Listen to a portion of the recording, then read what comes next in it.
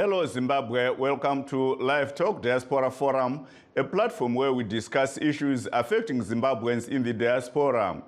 We are coming to you from Studio 7 at the Voice of America in Washington. I am Jonga Kandemiri.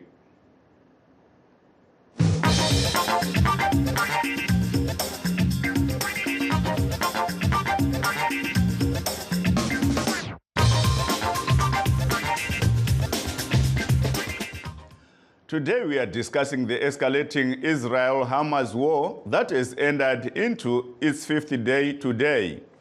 Before we delve into our topic, let's take a look at what happened elsewhere. In Zimbabwe, the main opposition Citizens Coalition for Change Party held an emergency meeting in Harare today to map the way forward after the recall of some of the party's members of parliament and the suspension of all National Assembly members for 2 weeks yesterday for trying to stop the ejection of some of the MPs from parliament. Party leader Nelson Chamisa told a press conference after the meeting that his party has resolved that all its employees in parliament and councils disengage and that no business shall be conducted until the issue of legitimacy has been resolved. Chamisa says his party has written to SADC asking them to intervene in the Zimbabwean crisis. I've gone across the country. The feedback I'm getting from the people of Zimbabwe, the citizens of Zimbabwe, is that they are generally agreed that the election was fundamentally flawed, that the election was bogus, that the election violated the constitution of Zimbabwe, that the election in the various provinces did not accord with the electoral laws of our country and did also not align with the guidelines, protocols of SADC, the African Union, and global standards. And because of that, they resolved and they've given me as the leader of the citizens the mandate to make sure that I use every platform, locally, nationally, and internationally, to share this view by the citizens. And they've indicated that they do agree that there was some kind of an elected leadership, but it's an elected leadership out of a contested and disputed election. Therefore, whatever we have is a caretaker authority. A caretaker authority in central government, a caretaker authority in parliament. Yes, we won a number of seats. In fact, we swept in all the urban areas. But that doesn't make the election legitimate. Those MPs who are CCC MPs and now Zimbabwe MPs are simply caretaker MPs together with the ZANU-PF one in parliament. So we have a caretaker parliament, we have a caretaker local authorities. The mayors, the councillors, they are caretaker because it's a disputed election. Until a valid election is held. That was CC leader Nelson Chamisa saying that the government in Zimbabwe is just a caretaker government, and to have that dispute resolved, they've approached SADC. Citizens across the whole country are demanding an immediate resolution of the legitimacy crisis. But how are we going to resolve the legitimacy crisis? To lead, you need the mandate. The mandate comes from a vote. That mandate is disputed. And therefore, there has to be a political settlement, a political dialogue, immediately, to be able to deal with the issues of a disputed election. And it is in this spirit that, mandated by the citizens and by the Citizen National Assembly, we have written to SADC, the SADC Secretariat, and for the SADC chair and the heads of state, and we've communicated the same, to resolve the dispute and stalemate in Zimbabwe. We've copied ZANU-PF because you know it takes two to tango. We've also reached out to ZANU-PF in their various organs to say we have to resolve the issue of a disputed election. Because even if you go by the declared disputed election, it's almost a half-half or 50-50. Meaning to say that the sentiment in the country in terms of the declared ZEC result, which is flawed, the sentiment is divided. You need the country to be in a conversation on the way forward around key reforms, politically, economically, and of course, constitutionally and legally. And even building bridges with the whole world. You can't build bridges with the whole world if there are no bridges amongst yourself. So yes, Isindebele city runs as Yageza. We are one people as a country.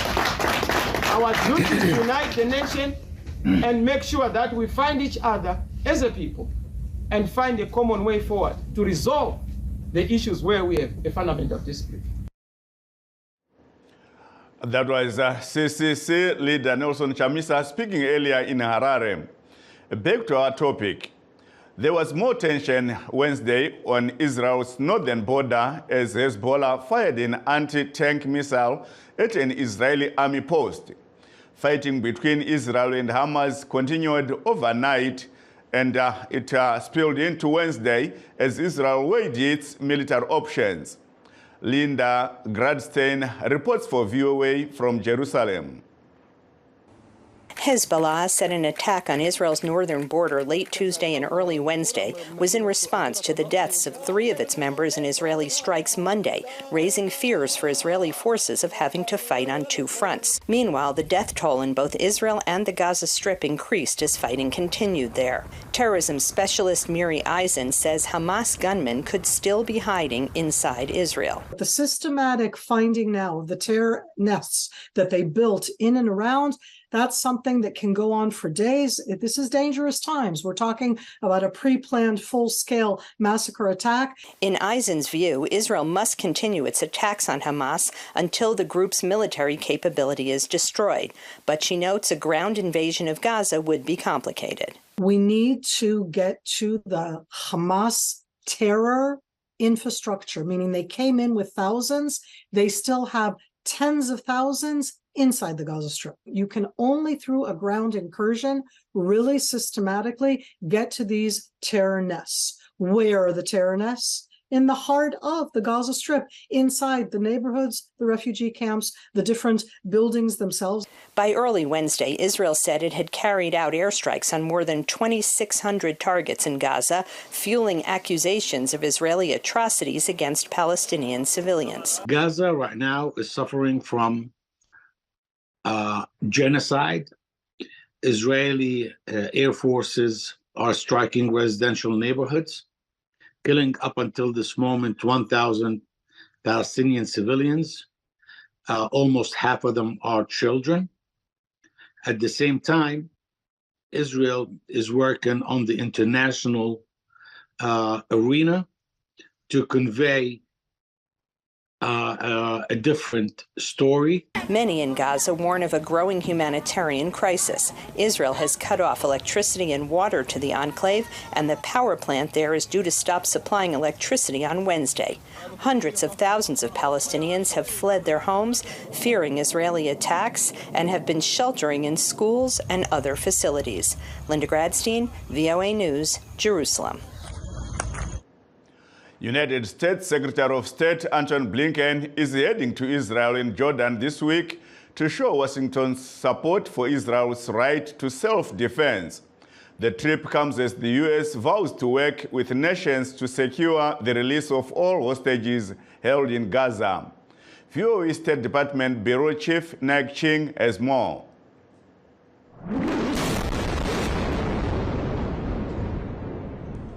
Israel has declared control over the Gaza border while continuing its airstrikes on Hamas infrastructure in Gaza. This comes in the aftermath of unprecedented attacks by the Palestinian militant group and despite their threats to execute hostages. In Washington, U.S. Secretary of State Antony Blinken is heading to Israel to show solidarity.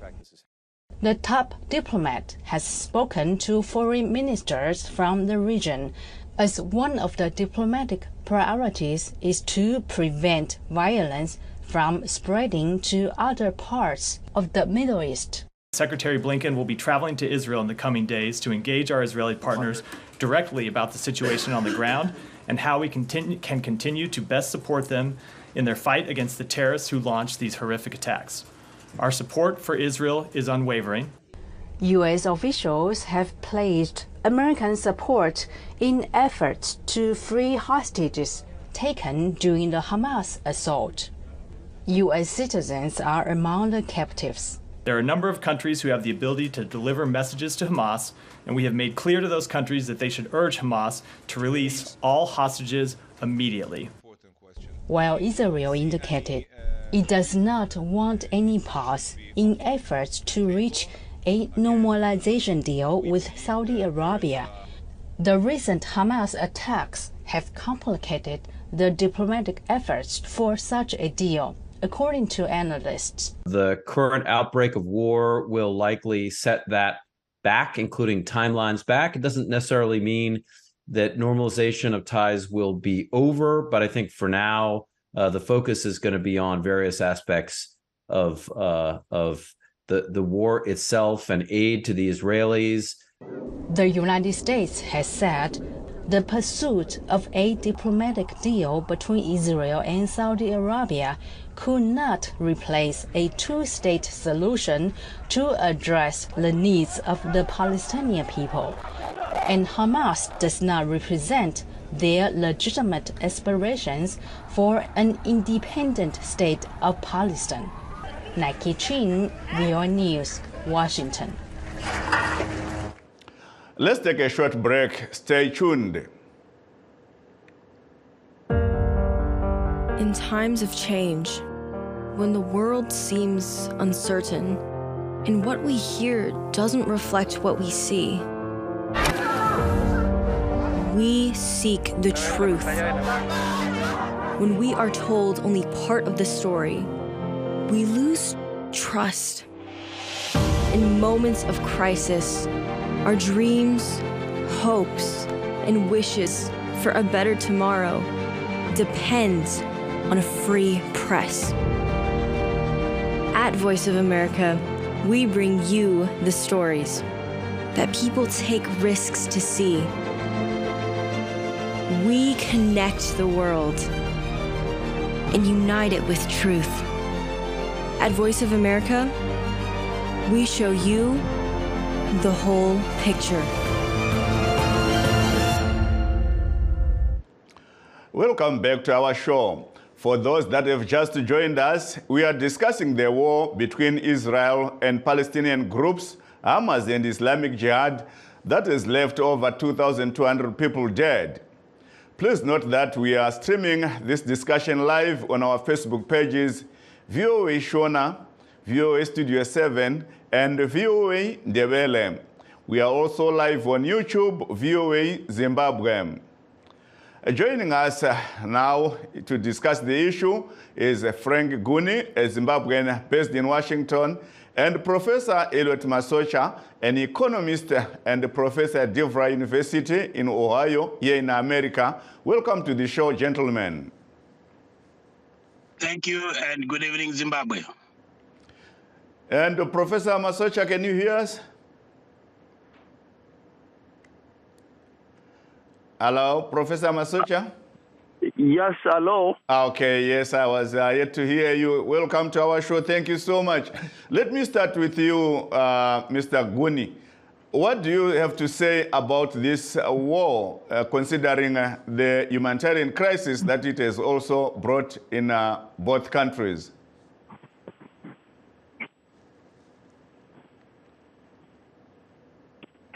Long ongoing conflict between Israel and the Palestinians. And I think it has brought world attention once more for this issue to be resolved. We have to look at the root cause of the issue, which is the state of Israel, which was imposed upon Palestinian lands. That I think we have to go back to the drawing table, and the interlocutors have to be fair on both sides to ensure that there is equity in the discussions and ensure that Palestinians are guaranteed the right to exist and the right to have statehood over the past few years, the conflict between Palestine and the Israeli state has been swept under the rug. And I think this has brought back attention to the issue. However, I think any sane human being will have to unreservedly condemn the want of violence and slaughtering of civilians on both sides of the conflict. Thank you so much. Please do stay on the line. Let's hear from Professor Masocha. Professor Masocha, your take on the conflict between Hamas and Israel. You know, this is a very long-standing conflict. Just because there were no attacks by Hamas, it doesn't mean the conflict was not going on for many years, because, you know, the solution after solution has been proposed by the international community. And Zimbabweans should remember that one of our former President Kenneth Banana, was one of the United Nations envoy to try to try and go and resolve that conflict. And the most the most solution that has been proposed is the two-state solution, drawing borders. But we should never forget that that solution is viable only when Hamas, come to the negotiating table, when Hamas accept that Israel must be where it is now, but Hamas does not at all recognize the existence of Israel. And that's where the problem is. There are moderate Palestinians who really accept the redrawing of borders and all sorts of things, but then Hamas is in between and they say no, they don't want that, which means this conflict will keep on going until something is done to convince Hamas either by force or diplomatically.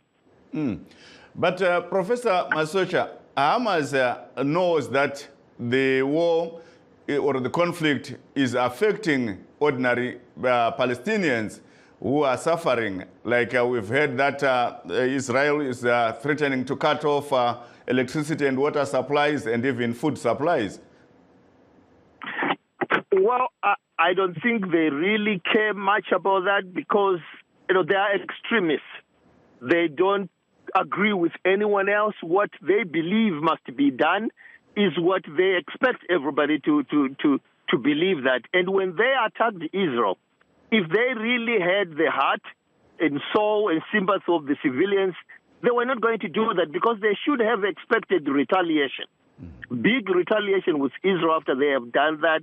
So where is their concern of civilians when they go in another country and then they kill civilians, and then after that, when Israel goes back to retaliate, then they will cry foul and say you are killing civilians. Of course, there's nothing to justify killing of civilians, whether you are retaliating or not. But they started it, and Israel has the right to defend itself in any way it can, like any other country.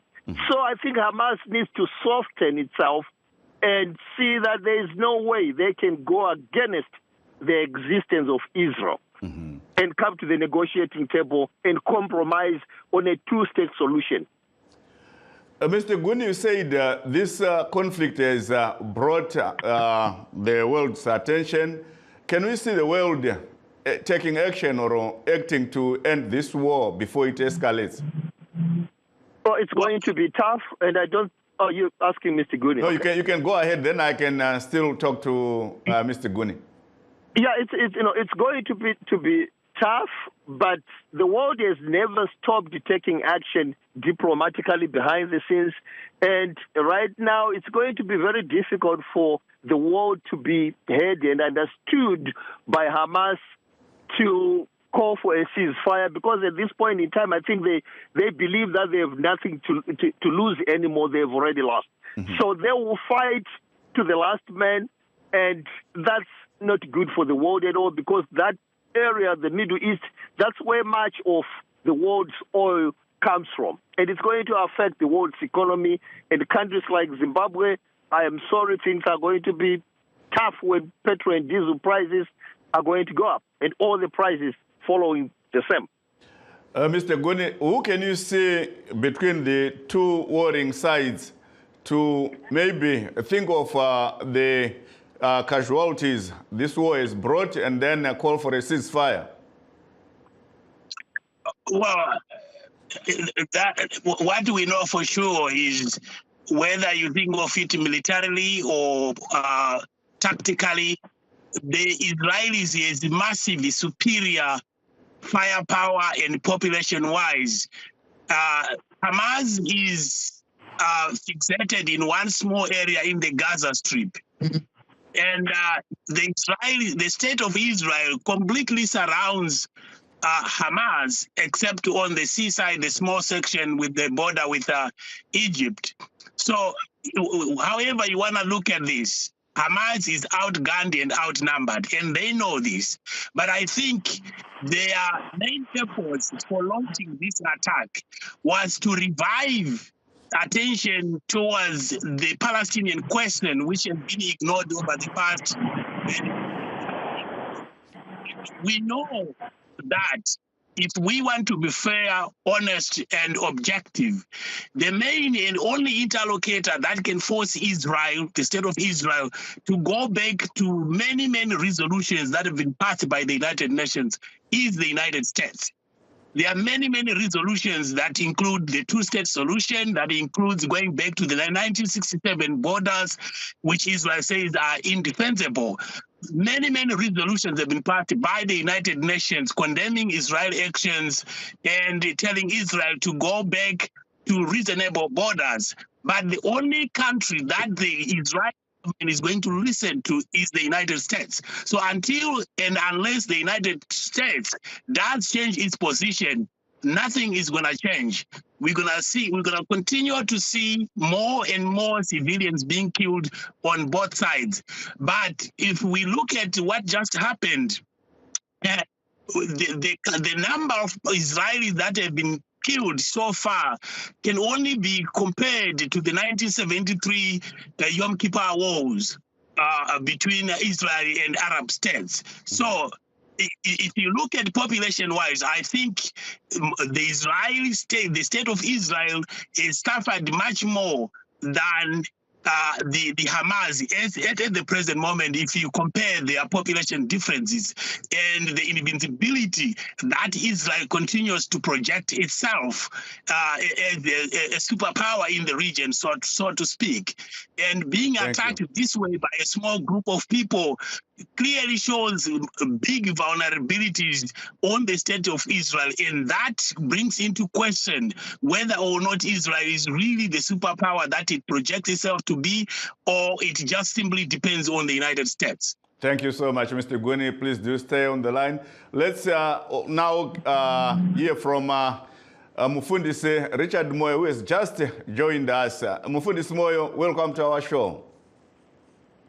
Makadi kuligaini kukwase baba va kantimiri na baba va masocha na baba va Guni nina u iombe iri kurwadza pasi rose ye Israeli ne va Filistia vari kuramba vachirwisana yatiri kuona nokuona zvikitika chiri chisingafadzi makore achiri ano taifunga kuti hondo dzakafanana dzaifana kupedza pera dzichaitiki nyika yaane ruzivo nokuona zvikitika mukati mepasi.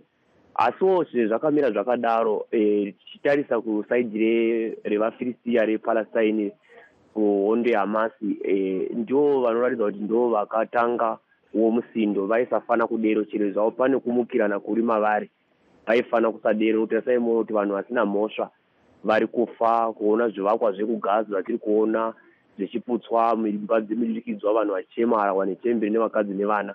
Saka hondo dzakafanana nedzidzi dzinorwadza zvikuru tikarangarira mushoko raJehovha Mwari hondo dzemakore nemakore dzevaFilistia nevaIsraeri nokuti hadzina kubvira zvino takakura dziriko tichingodziverenga nanhasi dziri kungeitika. Saka tisingatarisi zvingafanana kudero asi tinovimba kuti Mwari vachatungamirira pakati peIsraeri nePalestine vachataurirana vakava nokuwirana nokuti ngori nhau iri kuramba ichingonetsa kubva kuWest Bank iya nokuchemera futi zveJerusarema ravaitwa yaitwa capital city yeIsrael saka tinongosuvira kuti dai Mwari akatungamirira nekuti kuteuka kweropa hakuna kunaka nezviriitika mukati menyika yeIsraeri pamwe chete nePalestine yacho. Dai vakangova vanhu kuti zvinokanganisa magariro evanhu vakawanda pasi pezuva. Hondo dzakafanana nedzidzi makore achiri 2023 tichirangarira kwatakabva kure nakure nakuzotora vaFrank Gunu vachiti kuma 1972 kwakambofa vanhu vakawanda futi. Saka vaifana kuva vanhu vanobatana. Zatiri kungoona nyika vakafanana kuna naAmerica takaona vaJoe Biden vachito Hamas yaito enemy nokuti ndovadherera vadenhawo. Ipopo vakadenhawo vakaresa nokuti ngangoti Israeli yakashata asi kuti kudenhawo hakusiraiti vaifana vasina kudero masoja eHamas wakaresa zvikuru. Thank you. Aiwa tinotenda mufundisi. Ndingapindira pandipo taurai professor. Kuti vateereri vanatsokunzwisisa kuti inova nyaya yekurwidzana yakabvira papi. Pane mareligion maviri, zvitendero zviviri ndo zviri kurwisana apa. Takanatsotarisa vechimoslem vechikristu. Bhaibheri rinopa nyika yeIsraeri nyika yanga iri iyo makare kare yamamoslem. Mamoslem haavereki bhaibheri, haana basa naro. Saka kuti vahwisise kuti Israeli yazova pairi papa, Hamas haizviwisisi, haizvidi, haitenderi chitendero chedu isu vaKristu kuti Mwari wenyu ndiMwari rudzinyi unopa vanhu nyika yavaridzi. Ndo pane nyaya ipapo panoda kuti panzwisisikwe kuti Mwari wakambozviita sei, wakazviitirei, ngaachizvipedza izvozvo. VaBhanana vomuZimbabwe vakapoti ngakunyorwe bhaibheri dzva risina izvozvo mukati, yanga iri imwe nzira yekupedza dambudziko iroro. Vamwewo vakati ngakunge kuchiroranwa pakati pamaPalestine namaJudha, pane vanotozvipromota izvozvo kuti pazenge pachizvarwa vana vasina divi ravakarerekera, vanhu vogara vose. Saka pane masolution akawanda aripo, asi isu tinobvuma kuti solution ichavapo ndeipi kuchitendero mufundisi. Kunamata chete pasina zvatinoita kunogona kusatadza kupedza dambudziko iri. Regai tinzwe kuna vaguni. Vaguni, pane nyika here dzataridza kuti dziri kutsigira mapoka maviri ari kurwisana? Ndingade kuti nditange ndati ndiwedzere zvishoma pataurwa naProfesa Masocha kuti vanhu vanyatse kubvisa nhoroondo iyi. Kuda kuti vanhu vazive kuti nyika yeIsraeri sezvairi nhasi inyika yakagadzirwa muna 1948. Britain neAmerica ndivo vakatora maIsraeri anga ari kunze kwenyika vakandovadzorera nzvimbo yanga ine maPalestina vakatagadzira nyika tsva yeIsraeri. Vakati ivo pachava nenhaurirano yekuti pave nenyika mbiri, paine muganho kana kuti mabhodha anowiriranwa. Asi kwane hondo dzakazoitika yakanyanya kuita mukurumbira ndeyoYom Kippur yakaitika mugore ra1973. Yakaita kuti pave nekurwisana kwenyika dzechitendero dzechimoslemu pamwe chete neIsraeri. Kouya hondo ya1967 panova pakazotorwa nzvimbo huru yemaPalestina neIsraeri. Saka maPalestina ari kuti ivo kana tiri kutaurirana kuti ngatidzokerei kunotara miganho, ngatidzokerei kumiganho ya1967 pahondo yakapindirwa nanaEgypt nanaJordan. Israeri iri kuti aiwa isu tikapinda tikadzokera kumabhodha iwayo haasiri defensible, kureva kuti Israeli inenge ichiramba iri vulnerable, inogona kuatakwa anytime. Ndosaka Israeli iri kuramba. Saka tiri kuti Israeli nyika yainoteerera chete yeAmerica. Todzokera kubvunzo wamabvunza, kune dzimwe nyika dzekumaScandinavian dzakasangana vana Sweden, vana Denmark vari kutiwo ivo aiwa ngative vanhu vari fair vakutsigira.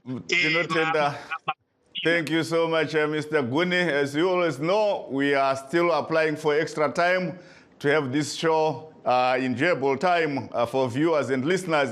But as of now, we say that brings us to the end of our show. We'd like to thank all our guests, Professor Elliot Masocha, Mr. Frank Guni, and Mufundisi Richard Moyo. Yes, this is Jonga Kandemiri saying let's meet again tomorrow.